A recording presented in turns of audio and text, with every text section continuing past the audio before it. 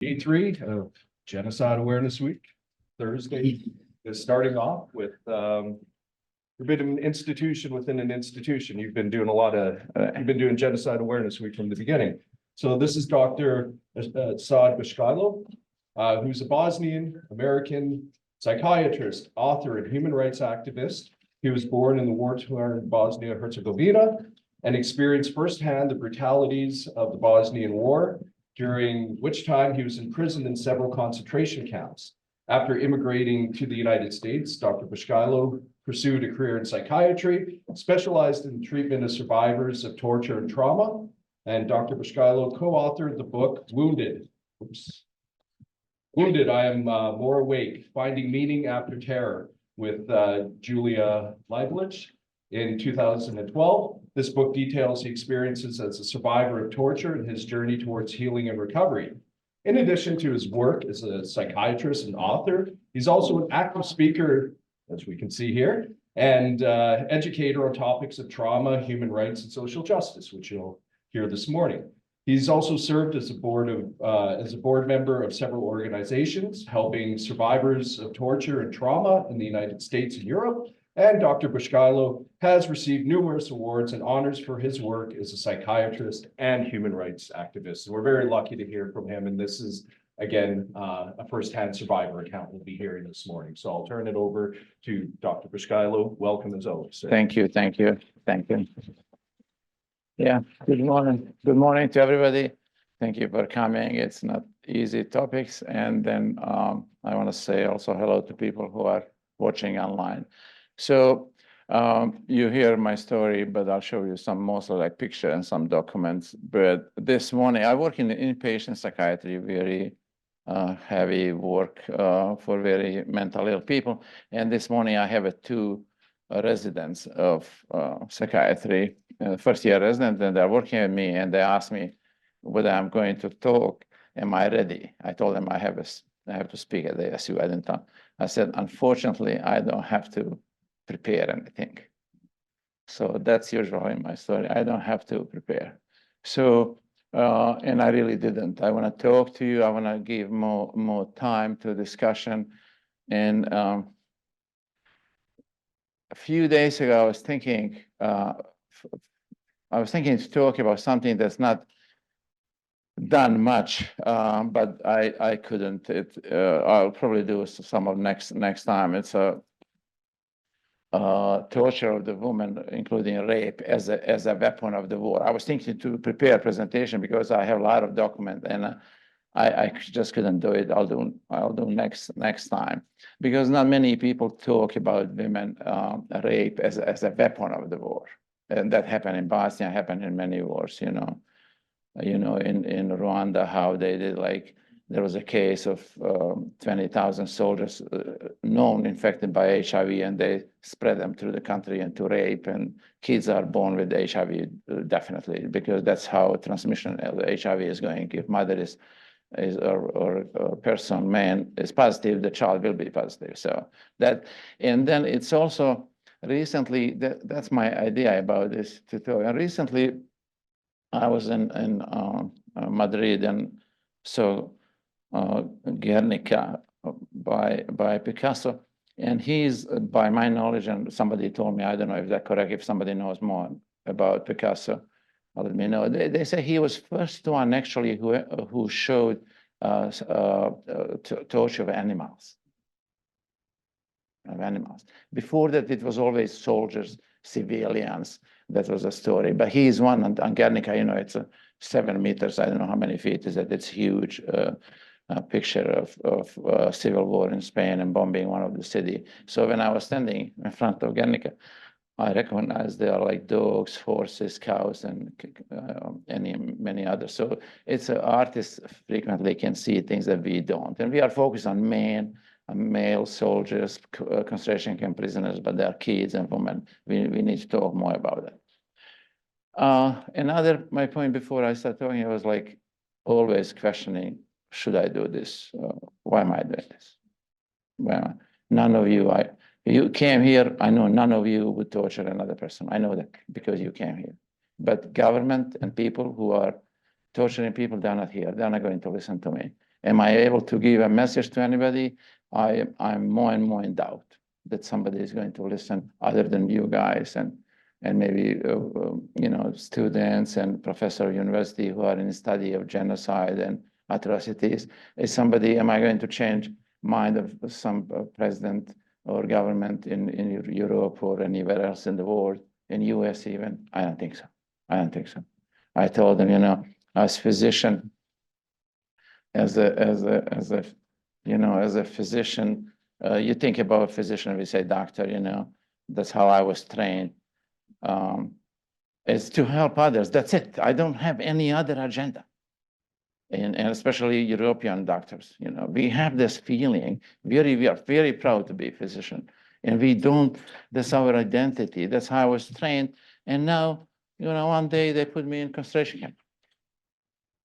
So who is this that didn't, government did, the people who are in charge, not ordinary people. So I was always questioning, should I talk about this? Why am I doing this? So I had this question, and I almost said, I'm not coming, especially in this time of the world, when wars going everywhere, killing, and I have a feeling that government can do it. Example, Bosnia, there is when war was 1992 to 1995, I'll show you some picture and documents. Dayton Peace Agreement in Dayton, Ohio, 1995, stopped the war, make terrible constitution, terrible. I don't think there is, if somebody was trying to make it worse, constitution, I don't think they will be able to do it. There's no, seriously, we have more paid officials than United States. And we have 2.5 million people. Yeah, that's how they made it. So there is a commissioner, European Commissioner Schmidt. He is in charge. He has a power to change the law. He has a power that was given to him by Dayton Peace Agreement to change the law. He did. He did. He made the law about genocide denial.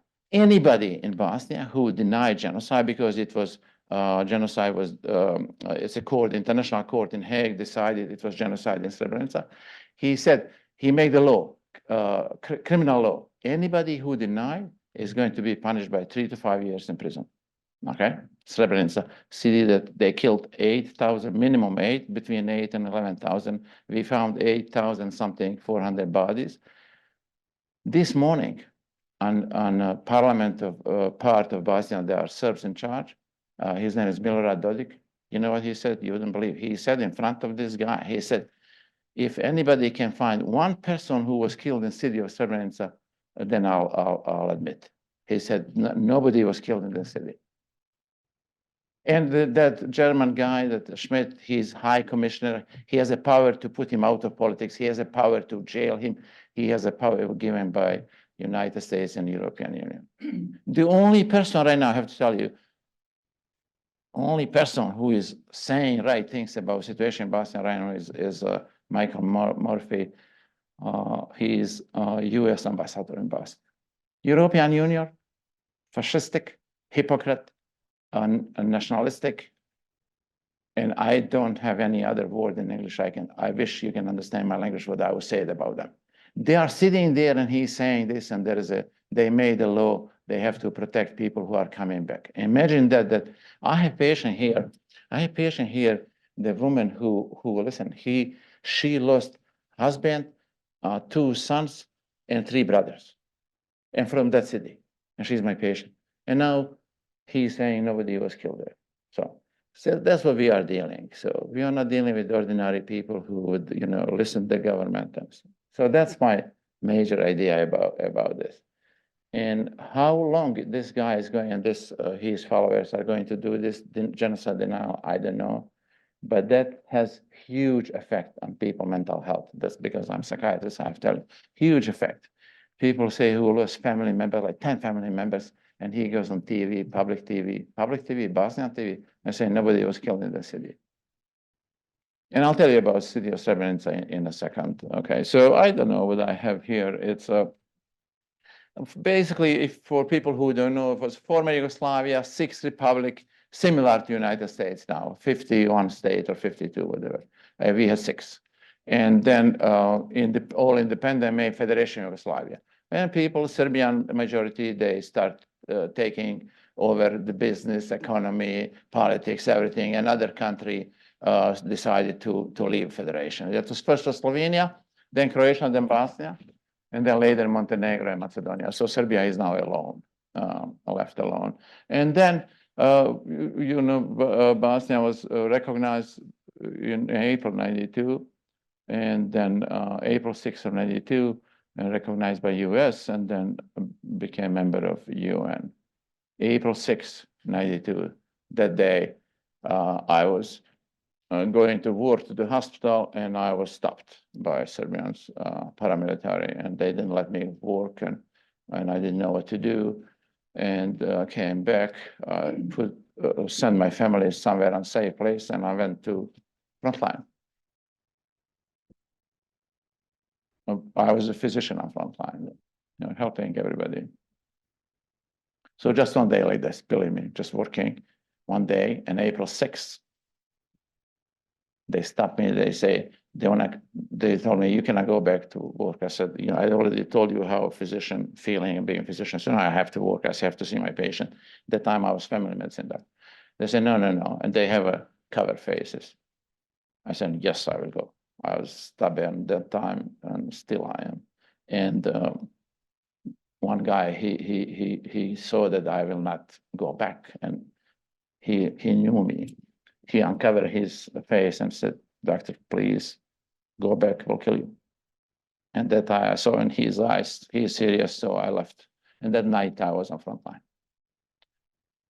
So Genocide International Court was, and by Clinton administration, established ICTY, International Court of Former Yugoslavia in Hague.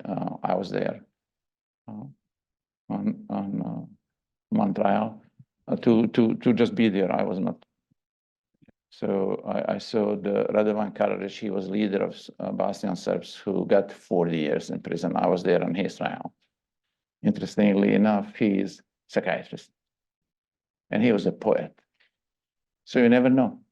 He was a psychiatrist and poet, and he organized a lot of this. He got 40 years in prison. He's in prison now, 40 years. Another guy, Ratko Mladic general, he got life in prison. The two of them are main guy. Third one, who is leader of everything, Slobodan Milošević, president of Serbia, he died in a prison before he was sentenced. He died, I think I have somewhere on the slide, 2006, March 11, 2006, I think. So Dayton Peace Agreement, 1995 in Dayton, and then was signed in Paris, in France. So they decided it was qualified as genocide. And then what happened is in 1995, in July, early July, United Nations recognized Srebrenica as a safe zone because there's so many refugees coming. It's East Bosnia. Our army couldn't protect them. United Nations made declaration. They said, okay, it's a safe zone. We're going to set Dutch UN battalion, I think 600 soldiers, and nobody can kill those people. It's safe zone. Nobody can enter. No army can enter. Serbian army with Ratko Mladic enter forcefully, kick out Dutch battalion. Many of the Dutch soldiers kill themselves. Many. I don't know numbers, but many after, he's still killing themselves because what they saw, it's incredible. So they enter, Serbian army forcefully enter, kicked out UN soldiers. And there is a video, there is YouTube video how General Ratko Mladic is giving kids chocolate and telling them, you are safe, we're gonna transport you to safe place. And there are buses, and they kill them. So he tricked them to, but they didn't have weapons because nobody had weapons. They put them in the buses and they start killing them. So they killed between, we found 8,000 and something, but people believe it was 11,000 killed. And this president of Bosnian Serbs this morning, when I wake up, I read news only once. I read only one news. And And then I saw that this morning he said there was nothing, nobody was killed in Srebrenica. And then there is yeah, it's so, okay. So, yeah, I blame everybody, obviously, because I was affected by, I blame UN, I blame United States. They didn't react on time because after Srebrenica, you know, United Nations, actually US, General Clark, I mean, I was in contact. So he ordered bombing, search, and war was stopped 5 days later. He just bombed them. Bomb army position, not civilian, and war was stopped. So if anybody can hear me, you can understand that they could do it earlier, but they needed 8,000 people to be killed. Human losses, many, but pretty much if I tell you that every other person from Bosnia was forced to leave home, I was one of those. Yeah, I was forced to leave in 1993, my house, and I got my house back in 2001. So 6 years after the war was over. And I got it because I was stubborn. Seriously. I was there was a family there. And my kids are at that time much younger. They're like 2001, they're like 10-year-old. I was with them and my wife. I entered my house and told them, get out. And there was like 10 of them. And soon they leave. But when I did it, like somebody can see, I was a brave guy. I was crazy. Later, I was shaking like hell. But that moment, I wasn't. I told them, if I find you in a couple of days, I'll kill you all. Just leave and don't touch anything. Don't destroy anything. I'll find you. They didn't. I got my house back, and I go there every year. But after I did it, I was shaking like for a couple of days because there were 6, 7 of them. I don't know, many. They are living in my house.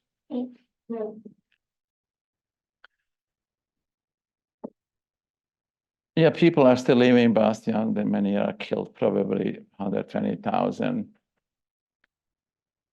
I have some video here. I'm going to skip this. That's about Srebrenica. It's maybe a couple minutes. How do I play this? That's okay. Yeah, so that's Srebrenica. That's how I found this picture. They kill people. UN resolution.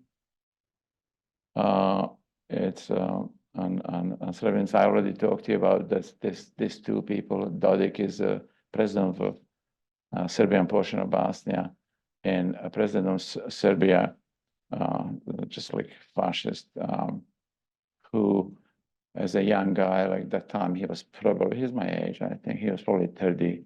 He was on the siege of Sarajevo with a sniper, and now he's president of Serbia. That's how it is.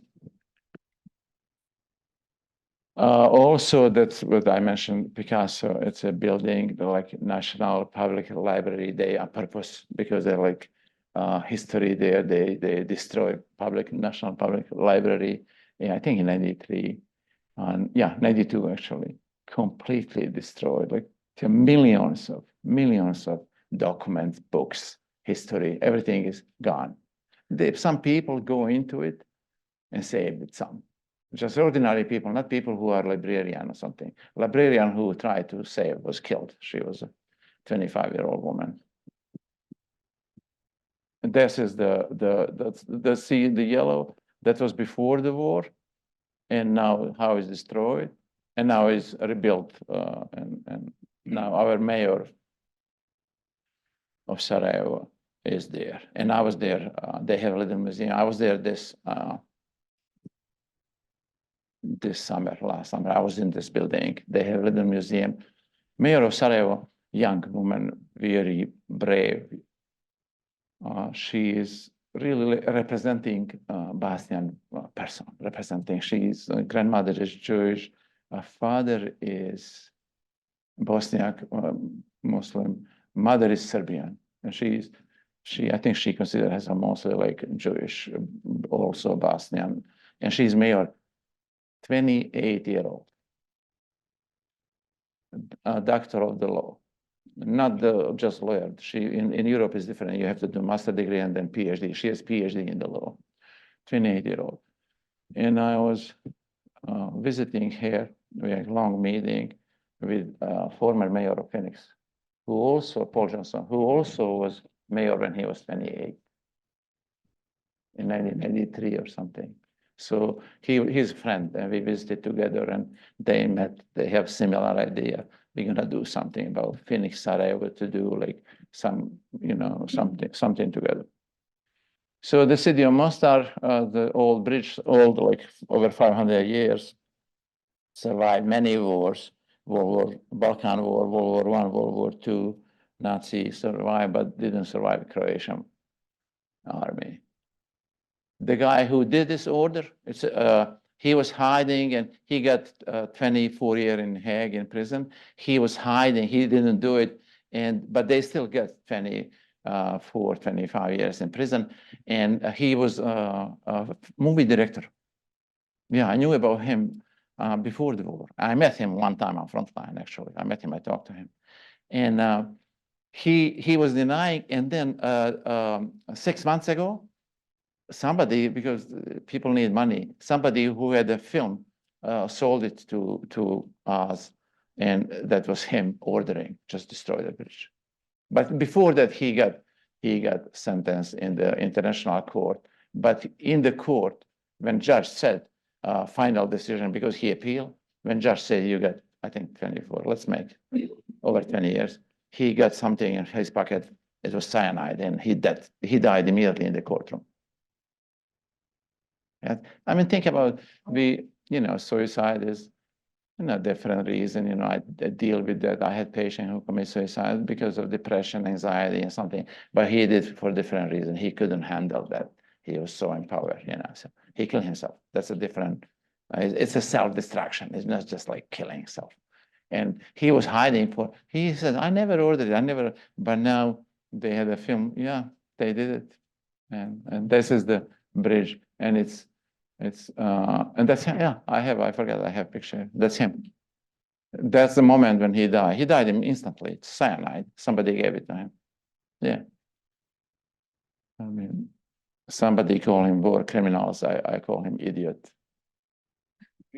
And that city of Mostar, regular street, believe me, I could find more picture, but this is how Mostar, beautiful city. It's a city near my town. I'm from old, very little town, but very, very old. One of the oldest town in Bosnia. My whole town is surrounded by the wall. It's under UNESCO. It's really, whole town is under UNESCO because it's surrounded by the wall. And you can go into my town only on the down gate. There's a gate and then up north, because it's in the hill, like somebody put it in the hill, and this down is a river, big river. So it's beautiful. Okay. Sarajevo siege, around the siege, and recently also it's currently in the court where they did that president of Serbia, there's a picture of him there. It is the famous place that the place that you can see city of Sarajevo it's old Jewish cemetery, and the Serbian army positioned there in Jewish cemetery, and we have picture of him. Why is Jewish? Because the Jewish population came from Spain in 1492, and they had a large community in Bosnia, huge community. They have cemetery, you need half day to walk through the cemetery. But you cannot walk everywhere because there are mines. But you see city of Sarajevo like this. And when we talk about genocide now, just to tell you how it's so incredible, when I was in Hague and Karadzic was there, a psychiatrist, he is the president of everything, he organized everything. He said to judge asked him, why did you shoot? Okay, you shell the city. Okay, that's a war. Why did you shell city hospital? Our city hospital is it doesn't look like a hospital, it's just like a building, like the people live in it. It's like a huge building, like, I don't know, 20, 30 floors. Why did you kill babies they're just born? Why did you do that? He said, who did it? He said, you did it. From where? It's a Jewish cemetery. He said, I was there, believe me. I was there with my wife and Julia Lieblich. We wrote a book together. So he said, dear Honor, anybody who was ever in Sarajevo knows that you cannot see City Hospital for Jewish cemetery. You just can't see it. They're lying. And judge was really good. Said, okay, Mr. Courage, I have people in Sarajevo. Let me ask them to send me a video and picture. And then it's obviously, you can see it. So when I went to Bosnia after that year with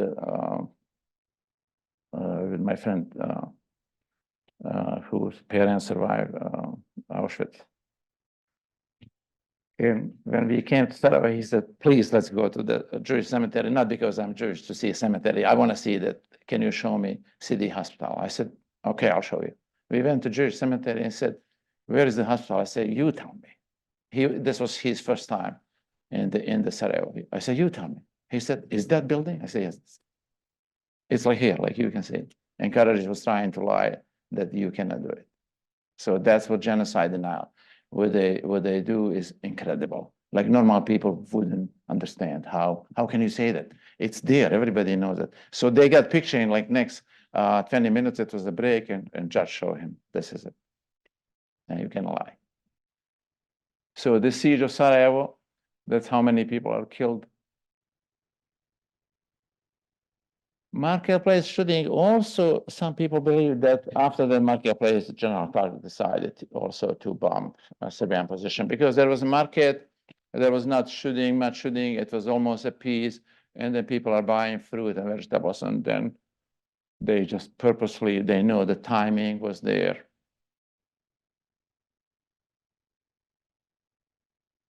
That was marketplace.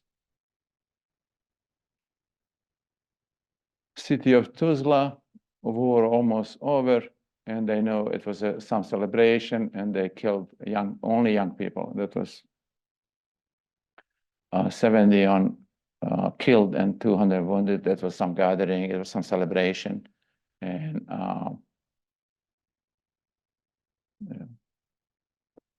May 25 is one of the holiday we celebrated as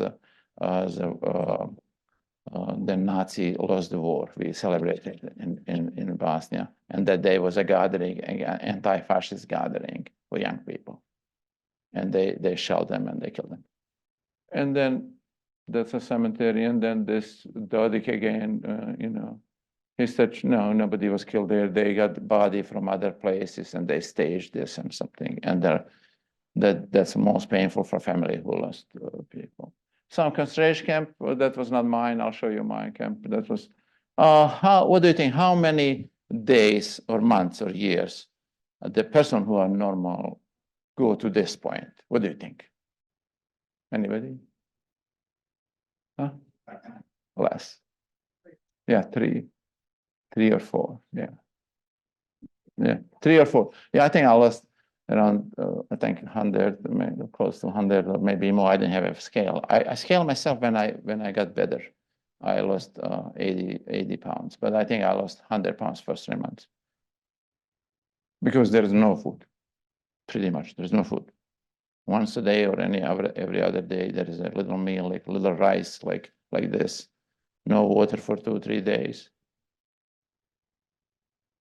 Yeah, I'm talking about people who lost weight, but people who, not everybody was able to say, I lost 80 pounds. The people died, older people died, or people who are medically compromised, they died. But this is like 3 months. My camp, I know this guy. I was there. I was actually 6th camp because I was interesting because, again, I was a physician and I was a basketball player.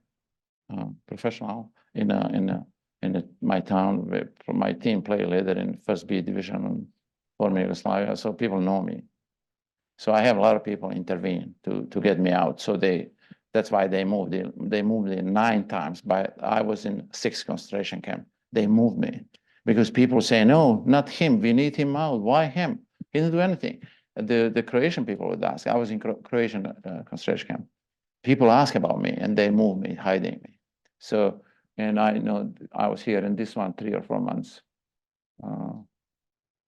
So that was 2 months later. This one, 2 months later.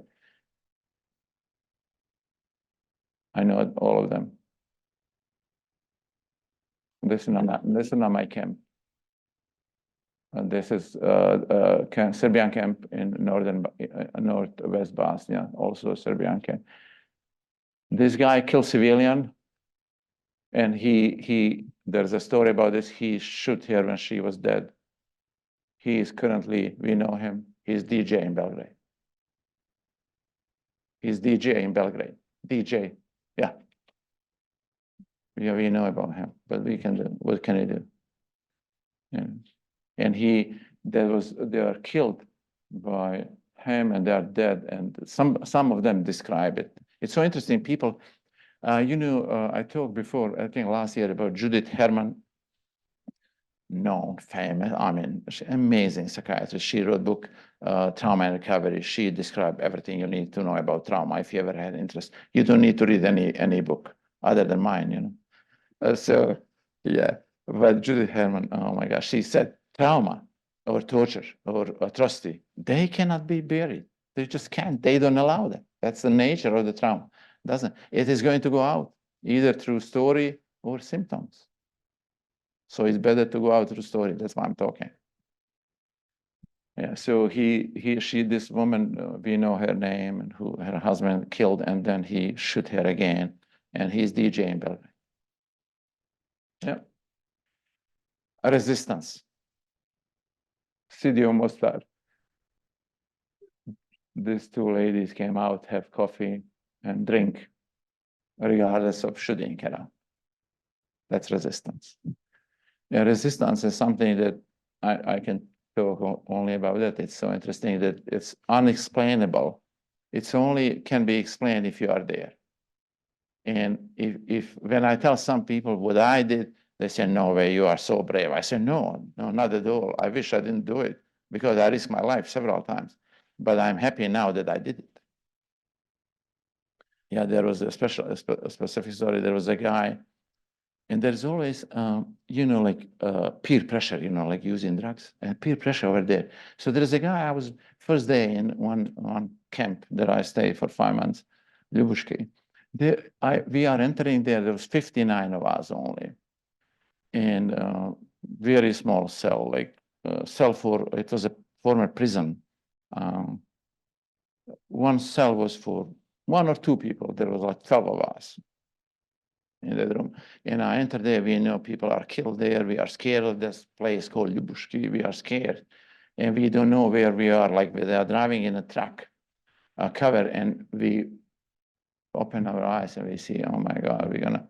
And I enter, and there is a guy, he played basketball with me. I know him, he's much taller than me. And I helped his father.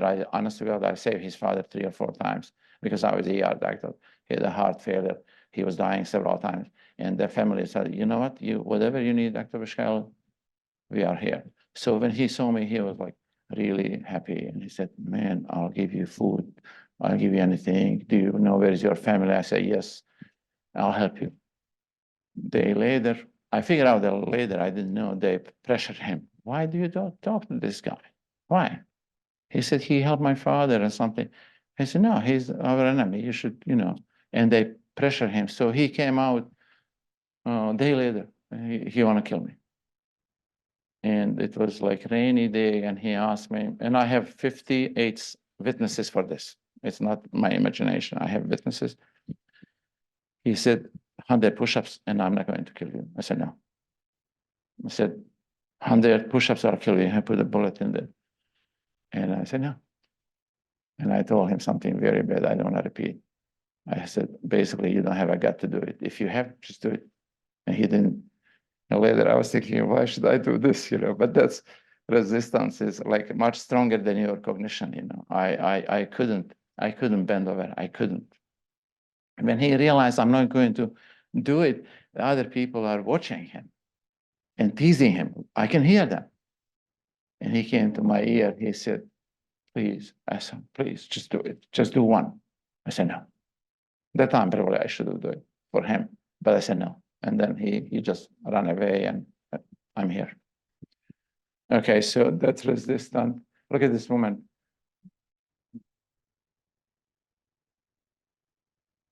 She's going to work. Not a military intervention. I talk about this. It took them 5-6 days bombing. They stopped the war, 1995. Based on peace agreement in Ohio, that this guy, Karadzic, I told you, he's a psychiatrist, 40 years, General Ratko Mladic, life sentence, Milosevic died, and then these people are convicted in the war. Okay, so there's a movie called Quo Vadis Aida. The awarded movie, like they got many awards in Europe and here. I mean, amazing movie about Srebrenica. Quo Vadis in Latin, where are you going in Latin? Quo Vadis Aida. It's a movie. So this, I mean, really good movie. They show in the movie 8,000 people killed. They never show anybody. You don't see that somebody is getting the bullet. They show the Bosnian director, female, show the movie without you seeing that body. She was able to show. And I don't want to tell you how, but it's amazing movie. So the guy who is acting like Ratko Mladic, he's a Serbian guy from Belgrade. I saw his interview on TV. He cannot leave the house. He got death threats. Why did you act him so well, like to General Ratko Mladic? And his wife told him, what did you do? She was also acting. And then he got idea. He got a good news station, TV, got there, and the editor was great. He said, okay, I'll show you YouTube video of General Ratko Mladic, and then I'll show you my acting. He did not change any single word of what Ratko Mladic in YouTube video said to these people. He was just repeating, he memorized it. His wife told him, what are you doing? I'm going to hate you, man. Because he was acting at home. He was practicing that dialogue. And he said, when he saw the show on TV in the Serbian news station, he showed, this is what he did on YouTube. This is what I said in the movie. I didn't say any single word. And after that, they let him, he's okay now. He said, I was just like, study YouTube video and I was acting. And he did great. You see the movie, Quo Vadis Aida. So yeah, I said 40 minutes, 42. I was good. So yeah, it's very. I think we'll do some discussion or question. And but my major point is I wanna talk about this, even though I was disappointed because recent wars, what's happening, everywhere. And our patients, my patient from Bosnia are struggling with recurrence of symptoms. And I told them, don't watch the news. Like I cannot. I watch a few times and I cannot sleep. So my recommendation, then just don't be ignorant. Ignorant it's okay for us.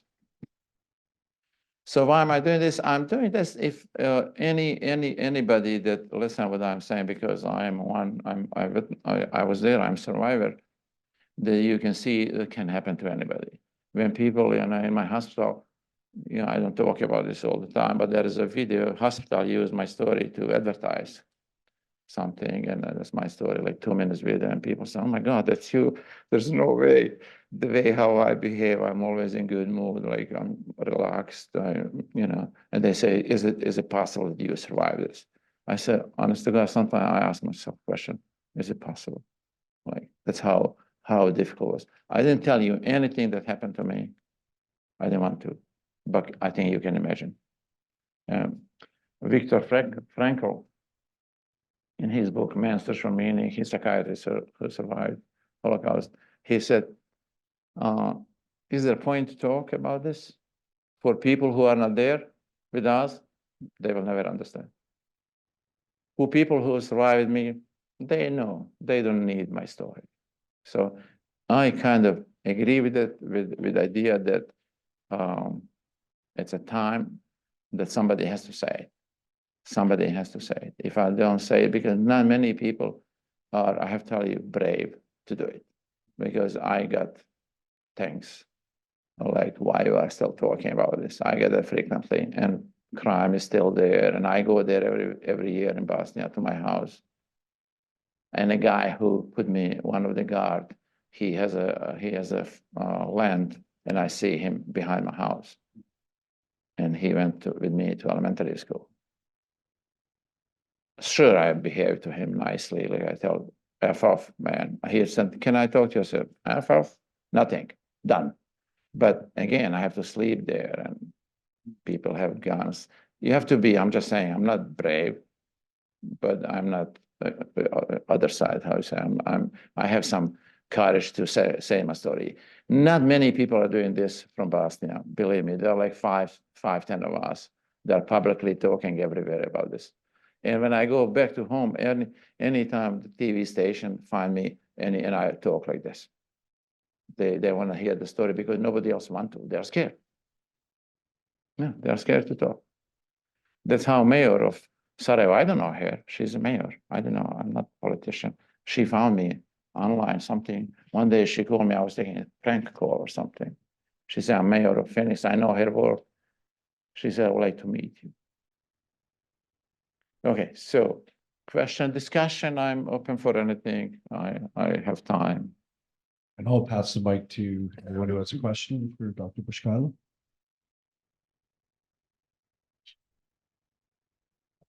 My honor student, Ella, thank you for being here and asking a question. Well, I just want to first thank you for sharing your story and kind of giving us that informational background of like why it's so important to talk about these things. And I think that your position as a physician and psychiatrist is interesting to like learn about identity and how that trauma has shaped identity. So among like yourself or people you know or your patients, how has the perception of the genocide shaped identity among Bosnians, specifically as the genocide denials like on the rise recently? All right, very good. Yeah. First about identity, like if we definition, there are many definition of identity, but pretty much identity is shaped by two things, just two. Family, I'm saying parents, family, whoever raised you. It's called mirroring. We have our character. We say identity is character in psychiatry. What we see in our parents or in the family, that's our identity. And another one is education. Education doesn't mean just like high school, college, or formal education. It's education. You read the books, you learn from somebody else. Education. Those two things are identity. That's one. Then another point, very important, is this: a trauma in childhood change character, identity, because it's a childhood when you form, and trauma in adulthood change behavior. That's pretty much definition. So behavior meaning, people start drinking, or people get angry, people go into drugs, So change behavior, what they do. The genocide denial is a divorced feeling to Bosnian who survived genocide, but their family members didn't survive. And even for me, that's the worst. Because genocide denial is a who said it? You can maybe help me.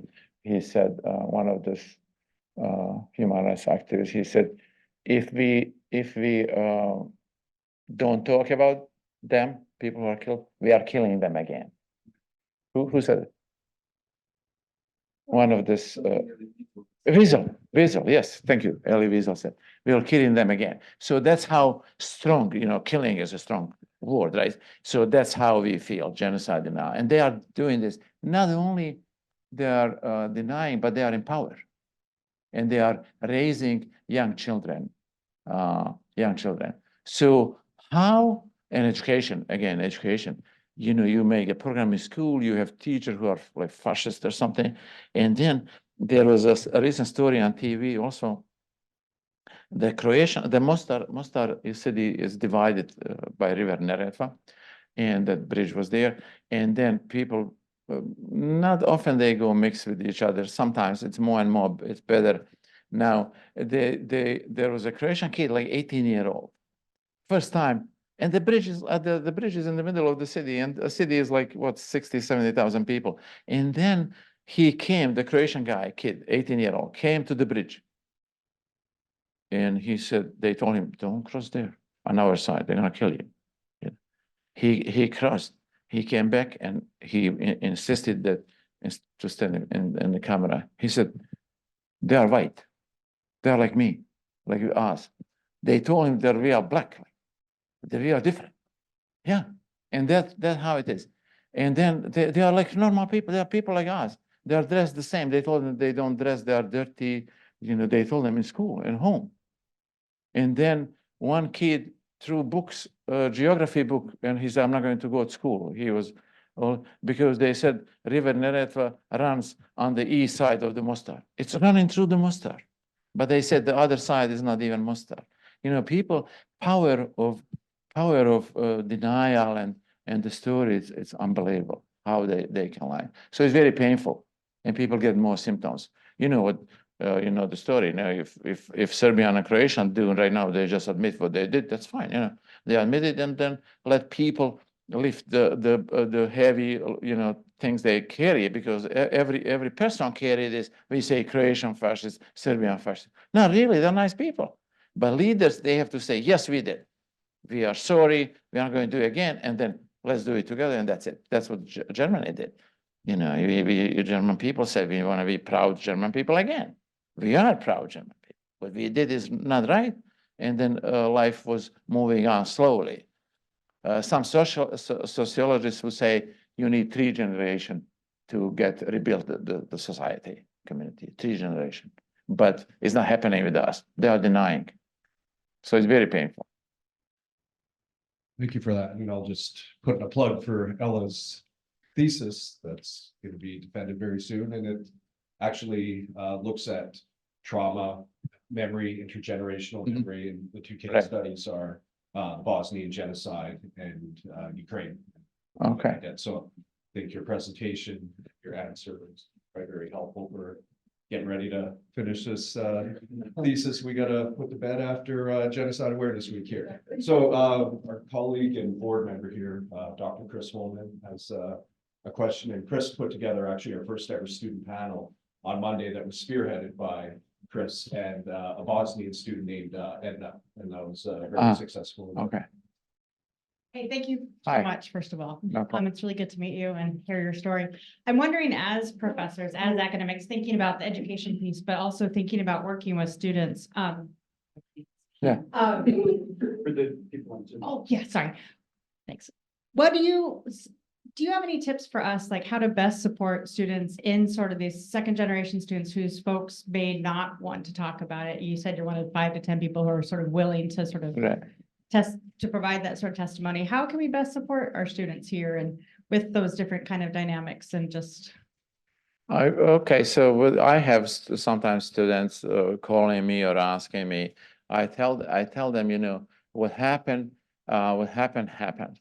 And then the major message, like as a psychiatrist, is you cannot change the past. You cannot live in the past. You cannot live in the future either, because future brings anxiety, past brings trauma for most people. Most people, not necessarily war in Bosnia or any other war. It's just like personal trauma. Yeah, so we are trying to tell them, you live right now, enjoy your life right now, but you need to know what happened.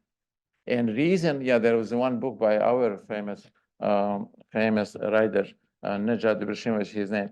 In the book start like this. A friend is asking, what are you doing? He said, I'm writing a book on genocide. He said, why? That's a heavy story. I'm writing a book, what kind of story? On genocide that happened already. He said, why? To prevent it. He said, which one? That one that happened. I want to prevent it. So it's a philosophical, we need to know what happened. We need to know what happened. And one of the reasons I already said, what I want to say in my story, just if I get one person, we got institution, you never know. Don't torture another person. If you have a prisoner, you don't have to torture them. You can still be human. Yeah, because it's easy, again, another Bosnian writer, Mesha Salmovic, he said, it's easy to be evil. It's close to our heart. That's a psychology. It's close to our heart. To do something good, you have to put some effort. And I like that one. You really have to put effort. You just cannot go there, okay, this happened. And then when I said ignorance is nice, I was a little joke. I think ignorance is dangerous, because you think, okay, didn't happen to us will not never happen. I remember I was in 1999 in DC. I don't know what kind of conference, but I remember like first row like this, all people with the US Army general. I don't know what was that about. It was something like PTSD and Army I presented or something. I know first row. And I said, it was 99. I said, okay, guys. And I tell them story how war started for me. I was a doctor, and one day, next day, I was frontline. Gym shoes, some medical equipment. And first day, 6 my friends died. And I said, it will happen here. It will happen here. How do I know? It happened before. I said, and then one general, he stood up, he said, no, it's never happened on US soil. There's no way we are, And 2 years later, it happened. So New York bombing and tower. So, and I told him, it happens. And I would just want to tell you, like, the story is this, but if I tell you, what would you do now? If somebody tell you war started here, you first thing instinctively call your family, call your parents, call your kids, call your brother, sister, wife. You know what? Phone doesn't work. You want to go to the car, there is no gas. There is no gas station is closed. That's what happened to me. What do? It's scariest day in my life, I think, April 6th. I was arrested on April 20th. So we have a question from an online participant. Do you think the denial in the Republika Srpska will ever change? What would it take to change the attitudes there? And there's one more, I'll give both and you can answer as you. Is mixing of ethnic groups important to preventing misunderstanding or hate developing between people? Very, very good. Yeah, so first one, are they going to do it? Yes, they will do it. It's a process. It happened before. They cannot stop it. It will be, this guy is very powerful. If you ever heard him talking, Trump is nothing. I think Trump is learning from him. He's talking to people who is parliament. And he said, you idiot, I'll find you. I'll find you. You are a liar, you are a thief, I'll find you. I'll hurt you. He's threatening to his people in the parliament. What he's saying to other people is incredible. But he is not going to live 200 years. He's going to be either removed or died, naturally or whatever. And then somebody else, because they have, in Republican Srpska, they have not a lot of people. I know them. I talk to them. My best man is a Serbian man. He doesn't think like him. He wants us to live again, because every year I go there, we see each other. So it's going to stop. We just need more people, but they are afraid that people don't understand if you don't live there. They are afraid. Here in US, you kind of have a freedom, kind of. Am I able to talk about everything I want to here? I don't think so. I don't feel free. I don't. But it's much better freedom than back home. So when people have power of freedom is higher than power of fear, people will talk and they will say, yes, our people did it. We are not the same people. We're going to change. What was the second question? Oh, mixing. Yeah. So, okay. Our first ambassador to United Nations in April 6, 1992, was American guy. His parents are both physicians, and they came here. Father psychiatrist, mother gynecologist, and his name is Mo Shacherbey. He was appointed as first ambassador. He's an American, but his parents are ambassador of Bosnian in United Nations. He's my age approximately. And I don't know how we met, and we became friends. And so he visited me last 2 weeks ago. And I asked him, because he's American, born American. I'm American Bosnian American. He was born. And I asked him, what was the war in Bosnia? He said the war, remember this, the war in Bosnia was attack on multi-ethnicity. Because we are only country in Europe with Switzerland that equally, like Bosnian, Serbs, and Croatian live together. And Switzerland, Italian, German, and French. Every other country is majority German, majority, Swedish, majority Danish. In Bosnia we learned this, we know how to live together. And the war in Bosnia, he told me, remember this, the war in Bosnia was attack on our multicultural and multi-ethnicity life. And we have to work on this. And I'm working on this. I put a slide. Did you see the slide? I said, how many Bosnian got sentenced? I put, there are 6 of them only, but there are 6. We need to talk about what Bosnian people did. It was not nice always, but 6 of them, they got sentenced. I always talk about it. I always mention that part.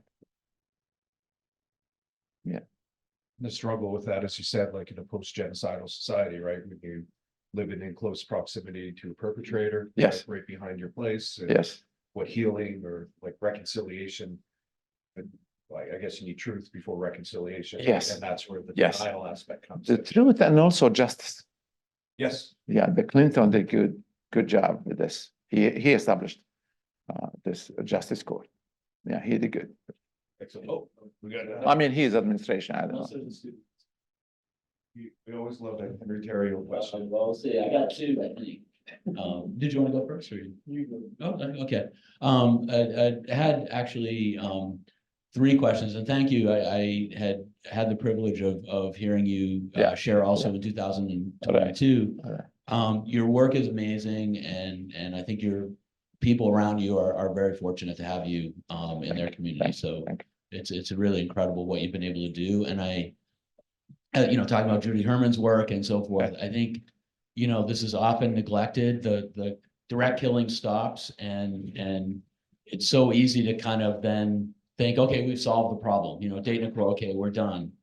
And recognizing that 30 years later, there's still so much that needs to be dealt with and maybe even more in some ways because of that magnification over time. The 2 questions I have, and maybe they're somewhat unfair. The first one is thinking about the denial issue, which is obviously a huge problem, and is the big impediment, I would say, for rehabilitation of Serb society and Croat society, right there. That Right. denial is the thing that just Right. stops any possibility of positive moves forward. Do you see, now that we're 30 years out, how do you see this being transferred to children and grandchildren of the perpetrator era folks? Is the first question. And the second question is, do you see, it seems like you have so many good connections, even in among Serbs. Do you see any strains? You're talking about all the negative things, and we see Right, that, right. I mean, I worry that, there's so much unresolved in the former Yugoslavia. People have written about this over the last 15 years, that things can go sideways very quickly, unfortunately, and I know Right, you're well aware of that. Do you see positive strains? Are there organizations in Serbia promoting better education, good textbooks, things like that? Or is that really, is the climate such that that's really not possible at this point? Right. There are many, and that's good news. There are many in Serbia and Croatia. Like I give you an example, there are like women, they call them Serbian women, they are not affected by war. They're called women in black. They call black law. That you need to know about. They are always on the front line fighting for this genocide.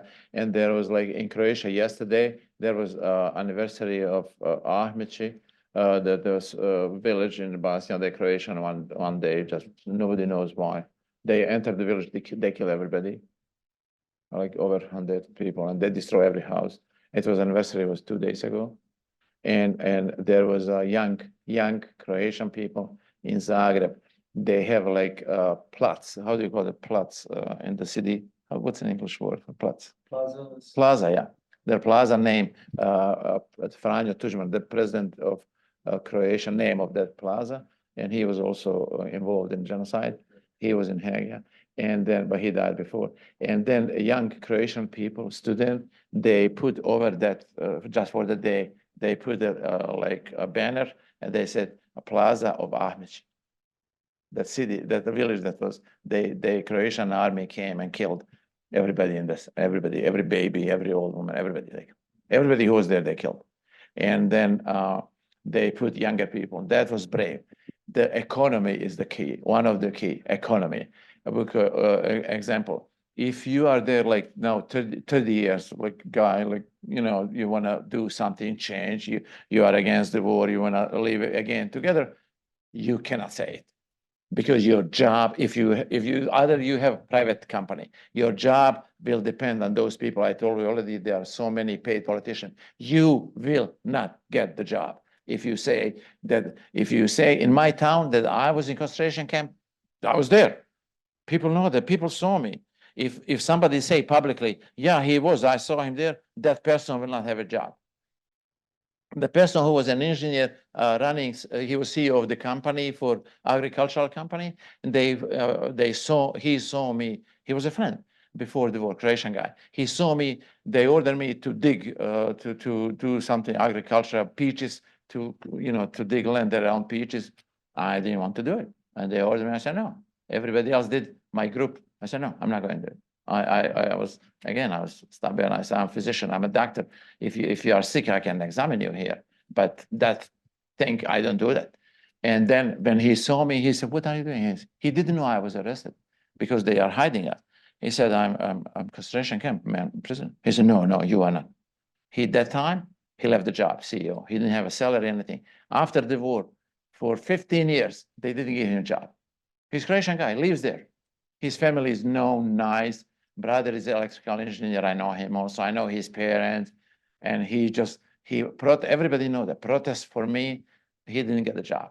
So that's the danger. So when people, the first question they ask, when people are in power, still in power, who are denying, nothing good will happen. It's going to take time because people are worried. My family called me and emailed me. They said, Esad, slow down with your story. My first cousin is a lawyer in the government. His son is a lawyer. My other cousin is a businesswoman for the county, and they all has job, physicians, And they said, cousin, slow down your story when you come here. When you go there, don't just come here. Let's have coffee. I said, no, I can't do it because they are afraid. So. Okay, we got another student question here from Jack.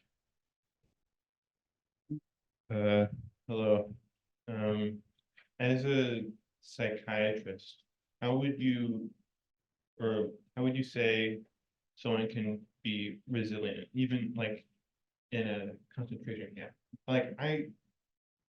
It's easy to admit from my position, or it's easy to say, oh, well, of course I'd resist, of course I'd be strong, of course I'd do the right thing, but I'm not quite certain about that. I don't feel like I'm strong enough for that. I feel like I'm easily scared by things like that. And I think a lot of people would like to imagine that they do the right thing even when it seems difficult, but I feel, or it seems like the thing, I don't know, it just seems like I feel like I would be it would be, I don't know how to say it, I don't know the right way to say it, but just that I can't imagine personally having the strength to resist, even though I know it'd be a right thing to resist. Right. So how would, or what is the origins in psychiatry of resilience? Resilience. Okay, actually very good question. Because I like psychiatric question more than killing. So it's easier for me, it's a transformation. Listen, I would think the same before the war.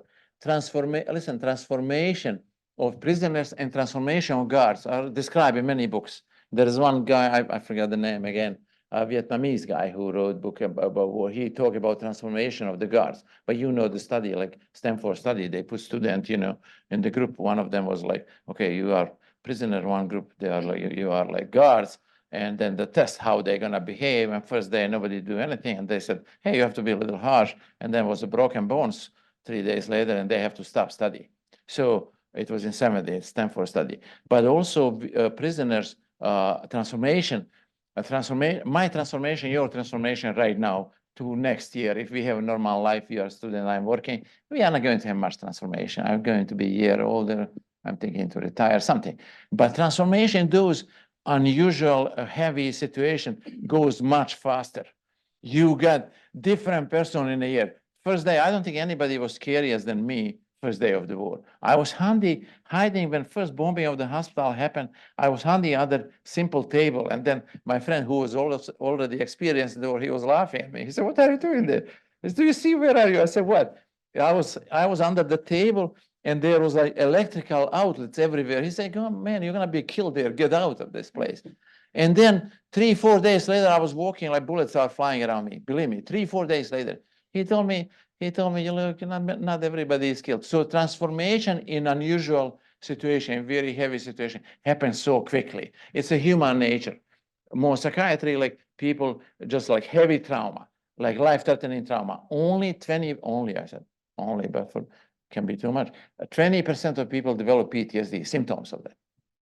And over 60% of people develop something called PTG, post-traumatic growth. They got better people, nicer, understand life better. That's me. I didn't have PTSD symptoms. I didn't want to. And then I developed different. I was not always like this. You know? I was competitive because of basketball, but I was not always like this. And first day I was scared, maybe more scared than you would be. First person who was killed, 6 people killed in like 5 minutes. I was a doctor there. I didn't know what to do, and they were killed. And then I couldn't. I was running to save my life because we lost the territory. I was running to my town, and I saw father of one of this. He plays soccer with me. He said, "Did you see him?" I saw him dead. I said, "Didn't." I couldn't say it. I couldn't say he died. Later, believe me, later in the camp, somebody died next to me. I said, "Okay, good. You know, more space," because we didn't have space to extend the legs. We are sitting like this in the room. Or when somebody died next to me, all of us said, "Great." He was old. That time old. I mean, 80. No, I don't think that's old. But we got very happy. We said, you know, it's good. I could extend the legs. So that's how transformation. You know, there's books about that journalist, American journalist, Haig or something, Hayes from New York. The book is called The War That Gave Us Meaning. Hedge. Thank you. Yeah, I saw him. I talked to him. I forgot his name. Yeah, I have his book. He talked about that. The how, you know, initially you see, okay, it's a war, but later, man, killing around you, you kind of get resilience to it. Thank you for reminding me those names. I forgot. I have to write those names.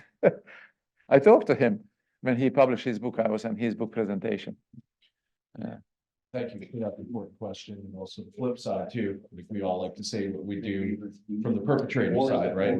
That gives us ordinary people. The war that give us meaning. These things can happen anywhere. Oh, really? That's a name. Okay, something like yeah. I have the book. Yeah. Meaning, yeah, meaning. Yeah, thank you so much. I was wondering if you could speak a bit to what you see as the role of the international community in these situations. You spoke a bit about finally NATO, right, coming in, but not after, you know, not for some time. And you also spoke about the ICTY and the United Nations in general, not only from a responsibility standpoint, which I think we all could believe that the international community has great responsibility in these cases, but on the sort of, I guess, more practical level of what are the things you think are the most effective? Are they the international courts? Are they military intervention? Are they peacekeepers? What can the international community best be doing to support victims both during and after these extreme cases? Okay, so international community, I think always European, they have some agenda. I never understood that British and French and German, I never understood that they have this law and they're not doing anything. It's just like strange. The US was only hope with UN. That's the only hope for the world. There is nobody else in this world hope for all of us, for you and me, for our children. Nobody, US. And how with UN? When UN was doing well under US, it was good for like 40 years or so. UN has a role, and other country has to be there. Now with I'm not a politician, but I learned this, and I'm thinking I know I got it. I think it's now what's happening in the world. countries like, I will name it, China, Russia, are doing these things to Bosnia on purpose. Bosnia and some other way, some other places to like spread the strength of US. The US cannot take care of everybody. And other allies, especially Europe, they have to step in. And our only hope is United Nations. Only hope to change policy, to change how they do things. And that if without strong UN, we are all going to be gone. That's my personal opinion. I'm not going to want to scare anybody because it's one press of nuclear and we are done. Our life is done. And anybody, our children, us, everything. So the only hope is a strong US with strong United Nations, because they are now able, China and Russia are able to spread strength of US. US don't have the strength right now to go everywhere. You know, Taiwan, Bosnia, Russia, because the whole European community is now united about a war in Ukraine. Every single country, but President of Serbia, Vučić, he goes there, he meets with Putin, and Dodik meets with Putin every month. That president of Bosnia, he was there like 2 weeks ago, and if anybody from England or French is supporting Putin, they will be out of power. But two of them, they can do it. Only strong U.S., only strong United Nations. It's our hope, not a solution. It's a hope for life. That's how I see it. And reason I'm saying this because before the war in Bosnia, I was the most naive. Probably I was saying, there's no way our neighbor will do it to us. I was like completely naive, thinking, but now I'm not naive. It can happen. I'm just telling you, UN with US. One more question. You spoke a lot about the Serbian figures, but I was curious about your opinion on Alija Izetbegović. Do you think he further strained relations between the ethnic groups in developing the Bosnian state? Okay, with Alija Izetbegović, he is the first president of Bosnia. He was not good politician, obviously, because we got the war. Maybe he could prevent, maybe he could do something different. I don't know that. But what he did is he get out, and there are video of this, so get out many times on TV during the war. He said, all Serbians are not fascist, they call them Chetniks. All Croatians are not. They are good people. Don't kill civilian. He said it many times. Serbian and Croatian, they didn't. So they on our territory, that Bosnian army territory, the Alija was a president of the how do you call it, a chief in command of that army. There was no church, Croatian or Orthodox Serbian, that was destroyed completely under our watch. And there are many churches through the Bosnia in our territory. None. Because he go out, don't touch those buildings, don't touch national building, don't do civilian, don't kill this. That was his major role. Other side, they destroyed over 925 religious buildings on the side, from Bosnian side. So basically, almost everyone, they did it. And concentration camp. And then you see my statement there, like how many Serbians got in the sentence, and 6 Bosnian, and they got 1,000 years of prison, almost 1,000 years, and Bosnian got like 20 or so. So that was his work. But as a politician, I'm not like. Well, Yeah. this brings this session to conclusion, and I think there's a lot of, thank you for sharing your story No problem. and testimony, and on multiple levels, right? On the humanitarian and also like the psychological, and with the questions too, like from the students, from like what ordinary people do and capable of doing, right? And with Jack's question, we all like to say we're going to behave in certain ways, or have these ideals, and as Henry pointed out yesterday in his presentation, we're not immune to these things in democracies. They can happen anywhere. Perpetrators can be anyone, and also the way the world can fail people and international institutions can. So I think there's a lot of things to think about, like with this present moment, like in this country and the world in general. This is very rich powerful presentation. So thank you very much. Dr. Thank you. Boškailo. Thank you. Thank you.